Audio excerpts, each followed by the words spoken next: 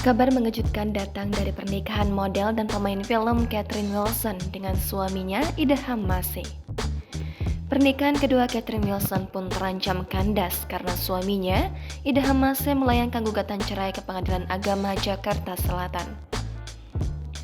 Kabar itu disampaikan langsung oleh Kepala Bagian Humas Pengadilan Agama Jakarta Selatan, Taslimah, yang mengakui menerima berkas permohonan talak dari Idham Masih, suami Catherine Wilson.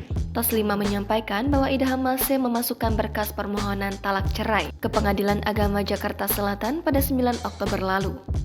Berkas gugatan cerai Idham kepada wanita yang akrab disapa Keket itu sudah didaftarkan dengan nomor perkara 3455-PDT-G-2023-PAJS dan sidang perdana nantinya akan digelar pada 23 Oktober mendatang.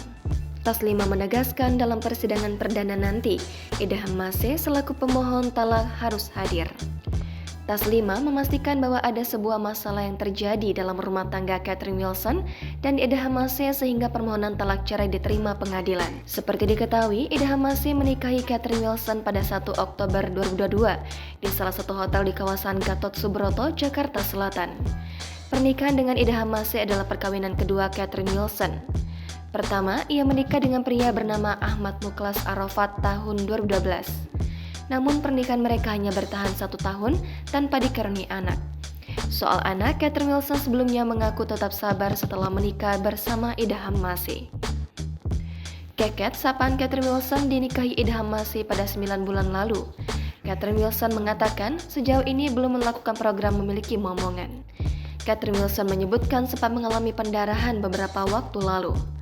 Catherine Wilson bersyukur orang tuanya tidak pernah memaksanya supaya segera punya anak.